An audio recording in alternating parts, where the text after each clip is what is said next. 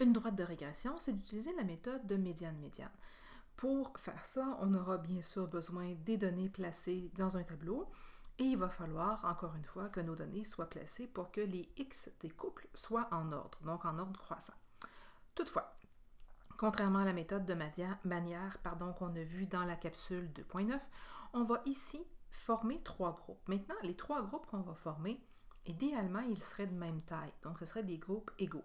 Si ce n'est pas possible, ce qu'on va faire, c'est qu'on va à tout le moins s'assurer que le premier et le dernier groupe, puisqu'on en aura trois, donc le premier et le troisième groupe, on va s'assurer qu'eux soient de même taille. Ça, c'est important.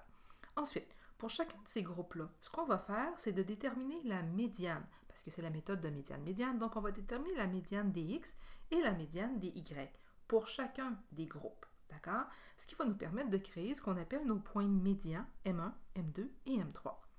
On déterminera ensuite, parce qu'on en aura besoin, un point moyen P. Ce point-là va avoir une seule utilité. Ce point-là va nous servir à calculer, quand ce sera venu le temps de le faire, la valeur de notre B, de notre ordonnée à l'origine de notre droite. Donc, je vais l'écrire. Quand on aura donc obtenu M1, M2 et M3, on va déterminer le point moyen P et pour faire ça, son utilité, c'est de trouver la valeur du paramètre B de l'équation. C'est seulement à ça qu'il va servir, mais il devra servir à ça. Ensuite, ce qu'on va faire, quand on va trouver donc l'équation de notre droite de médiane-médiane, pardonnez-moi, quand on va trouver l'équation de la droite de médiane-médiane, ce qu'on va faire, c'est qu'on va s'assurer qu'elle passe donc par le point P, et on va s'assurer aussi qu'elle possède la pente qu'on va obtenir à l'aide de M1 et M3. Donc, M1 ici et M3 nous servent uniquement à trouver la pente, le M de notre équation, et on se le rappelle, le point moyen P, lui, va servir à trouver le B.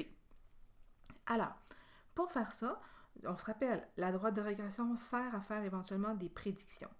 Pour faire nos prédictions, il faut que notre corrélation soit moyenne ou forte pour qu'elle soit fiable. Maintenant, si on est capable, on a trois groupes égaux, comme je le disais. Donc, par exemple, ici, dans l'exemple que vous avez devant vous, j'ai 9 données. C'est facile de faire trois groupes égaux, c'est l'idéal. Parfois, on n'a pas la possibilité d'avoir ça. Donc, par exemple, on pourrait avoir un nombre de données comme par exemple 10 données. Et quand j'ai 10 données, je pourrais choisir de faire un paquet de 3, un paquet de 4 dans le centre et un paquet de 3. Ce serait tout à fait acceptable. Si par exemple, j'ai plutôt un nombre de données comme par exemple 11 données, je pourrais décider d'en avoir 4 au début, 3 dans le centre, 4 à la fin. Et ça me ferait mes 11 données de placer en ayant à chaque fois le même nombre de données au début et à la fin. Ce qui est important, c'est qu'il y ait une cohérence entre la taille des paquets. Donc ici, je vois qu'il y a un écart seulement de une donnée entre chacun de mes paquets. C'est parfait. Je veux très bien vivre avec ça, mais je n'accepterai pas une répartition, par exemple, comme celle-ci, où j'ai 2 données dans le dernier et dans le premier paquet et 6 dans le paquet du centre. Il y a un trop grand écart entre chacun de ces paquets-là. Donc ça, ce n'est pas acceptable comme répartition des choses. Il faut faire les choses autrement. Ça va? Maintenant, vous êtes capable de faire preuve de créativité, mais de jugement pour pouvoir diviser vos paquets de façon adéquate. Maintenant, si on regarde l'exemple qui est là, on a donc des données. Dans ce paquet-là, ici, j'avais un certain nombre de données et c'était facile pour moi, avec ces 8 données-là, de les placer en ordre selon les X à chaque fois, comme on a fait pour la méthode de Maillard. Vous avez aussi dans le bas de la capsule la représentation graphique de ce nuage de points-là. Donc, ce sont tous les petits points orange que vous voyez. Moi, ce que je m'apprête à faire, c'est trouver donc M1, M2 et M3.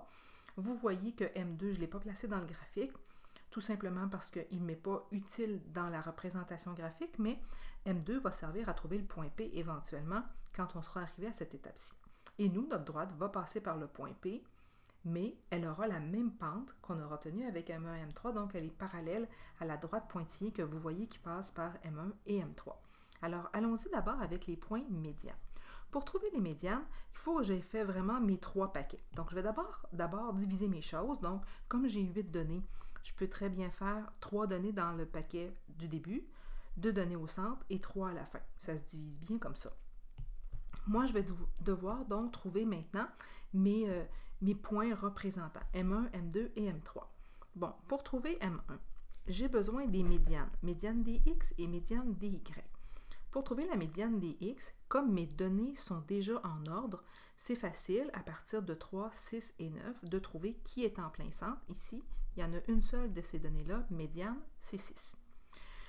Maintenant, pour les Y, dans cette section-là, dans ce paquet-là, il est toujours prudent de réécrire nos données en dessous, tout à coup qu'elles ne seraient pas en ordre. Ici, elles étaient déjà en ordre, mais c'était un cas particulier.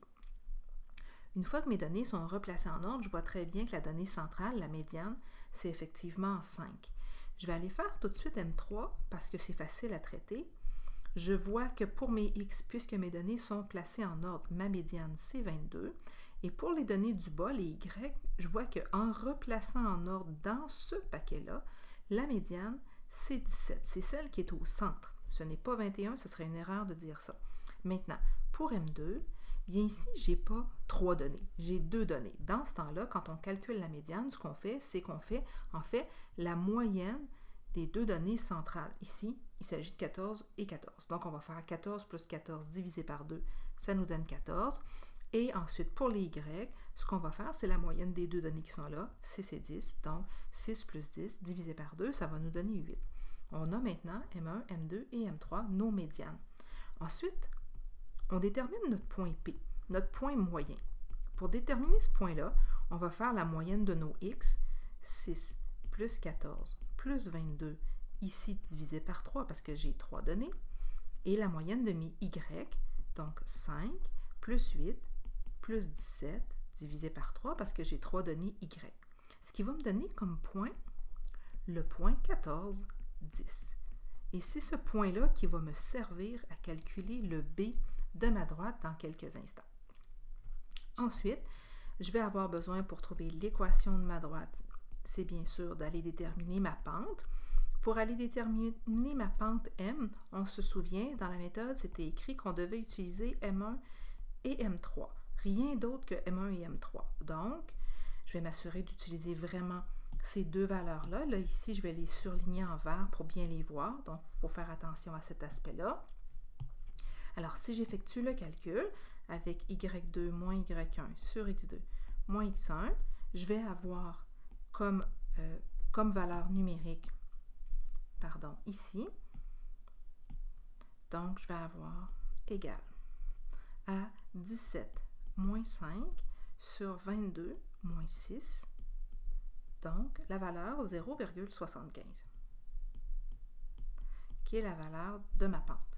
Maintenant, je vais aller placer cette pente-là dans mon équation. J'en aurai donc une version intermédiaire.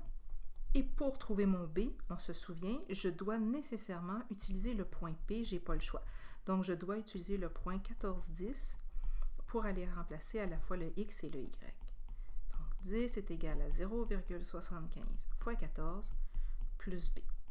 Alors, comme on le fait bien des fois auparavant, on va calculer d'abord 0,75 fois 14, ce qui va nous donner 10,5. Et on va isoler notre variable B. On va obtenir ici moins 0,5 en faisant 10 moins 10,5. Ce qui va faire en sorte que l'équation de notre droite, ici qu'on appellera la droite de régression médiane-médiane, ce sera donc l'équation Y est égale à 0,75x moins 0,5. Et c'est la droite que vous voyez dans le graphique à votre droite, qui est la droite mauve là, qui passe dans le graphique, qui passe par le point P, et qui pourrait me servir à faire éventuellement des prédictions de ce nuage de points-là pour anticiper des comportements ou des données particulières. Si je poursuis avec l'exemple que vous avez ici, où là, cette fois-ci, j'ai dans mon tableau de données cette donnée, donc je vais d'abord faire une subdivision de mes données. Comme je l'avais dit précédemment, mes données sont placées en ordre. Ça a été fait déjà là, dans la représentation que vous avez là. Donc, vous pouvez mettre sur pause la capsule et vous assurer que tout est bien en ordre selon les X à chaque fois dans mes couples. Comme j'ai cette donnée, ce que je vais faire, c'est des paquets comme ça, de 2 données au départ, 3 dans le centre et 2 à la fin. Ensuite, je vais devoir déterminer mes points médians. Donc, pour mon point M1, je vais faire la médiane de mes données, mais comme j'ai seulement 2 données, ce que je vais faire en fait, c'est la moyenne de ces 2 données-là. Donc, 12 plus 16 divisé par 2, ça va me donner 14 pour mes X. Et pour mes Y, 17 plus 16 divisé par 2, donc ici, ça va me donner 16,5. N'arrondissez pas vos valeurs plus qu'au centième si jamais vous avez besoin d'arrondir. Pour le paquet M2, la moyenne de mes X. plutôt la médiane de mes x, excusez-moi. Donc, la médiane de mes x, puisque mes x sont en ordre ici, ce sera 18. Et pour mes y, je vous le rappelle, on doit d'abord réécrire dans ce paquet-là nos y en ordre, mais vraiment à l'intérieur des deux barres verticales, mes données en ordre. Et là, ma médiane, elle est évidente, c'est 22. Ensuite, pour M3, puisqu'il y a seulement deux données, je vais faire la moyenne des deux. Donc, la moyenne des x et la moyenne des y. Ici, je vais obtenir 28,5 dans les deux cas. Maintenant, on calcule, parce qu'on en aura besoin, du point moyen. Ce point moyen-là, on se le rappelle, il nous sert à trouver la valeur de notre b dans notre équation. Donc, on va faire la moyenne de nos x, 14 plus 18 plus 28,5, tout ça divisé par 3, et la moyenne de nos y, 16,5 plus 22 plus 28,5, et divisé par 3 pour avoir la moyenne de ces trois données y-là. Ce qui va me donner comme point moyen le point 20,17, donc arrondi au centième, et pour les y, 22,33. Et je le répète, ce point-là ne sert qu'à trouver le b de l'équation. Ensuite, je vais déterminer l'équation de ma droite de médiane-médiane en calculant d'abord ma pente, mon m. Et pour faire ça, j'utilise nécessairement M1 et M3. Je ne peux pas utiliser un autre point ou d'autres points que ces deux-là. Donc, c'est important ici de se le rappeler. Il faut vraiment être très prudent avec cette méthode-là versus la méthode de Maillard pour ne pas commettre d'erreur et ne pas se mettre à mélanger les deux méthodes ensemble là, pour en créer une nouvelle à votre goût. Là. Donc, ici, on y va. Y2 moins Y1. Donc, je vais prendre les x et les y de M1 et de M3, j'aurai en haut 28,5 moins 16,5 et en bas 28,5 moins 14. Et en calculant cette pente-là, vous devriez obtenir 0,83. Si votre calcul est bien effectué, vous aurez donc une équation intermédiaire de votre droite qui commence à ressembler à ça. Et ici, j'utilise mon point P, parce que je ne peux pas en utiliser un autre, pour calculer la valeur de mon B. Donc ici, mon point, ce sera 20,17 et 22,33 pour le X et le Y.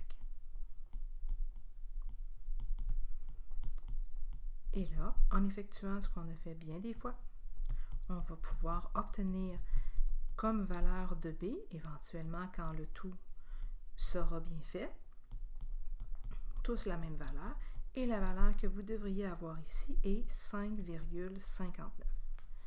Ensuite, notre équation de médiane-médiane va s'écrire 0,83x plus 5,59. Ce sera l'équation par médiane-médiane, l'équation de la droite de régression. Et tout comme pour la méthode de Maillard, on pourrait faire des prédictions avec ça. Donc, par exemple, je vais encore une fois changer la couleur du crayon pour que vous voyez la différence dans ma prédiction.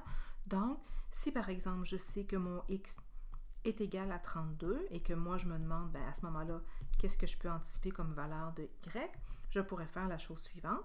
Donc, dans mon équation, aller remplacer à la place de la variable x la valeur que je connais, qui est 32, et calculer quelle est la valeur de y correspondante à ça. Ici, si vous effectuez le calcul, vous devriez obtenir 32,15, mais comme dans notre table de valeurs, on voit qu'on a des valeurs entières, on pourrait arrondir et dire 32 comme valeur possible. Tout comme je pourrais très bien connaître une valeur de y, par exemple 30, et je me demande que vaut mon x à ce moment-là. À ce moment-là, dans mon équation, c'est la valeur de y que je vais aller changer, et je vais isoler ma variable x pour trouver à quoi correspond cette valeur-là pour un y qui est connu, qui vaut 30. Si j'effectue le calcul correctement, et vous êtes capable de le faire tout comme moi, vous devriez obtenir dans cette chose-là ici 29,41 comme valeur de x quand vous aurez éventuellement isolé le tout. Mais comme on le voit, dans notre table de valeurs, nos données, nos x sont toujours entiers. Donc ici, j'arrondirais et je pourrais dire que mon x, c'est environ 29. Donc c'est sûr que c'est une prédiction, ce n'est pas un absolu, mais ça nous donne une bonne idée de ce à quoi on pourrait s'attendre.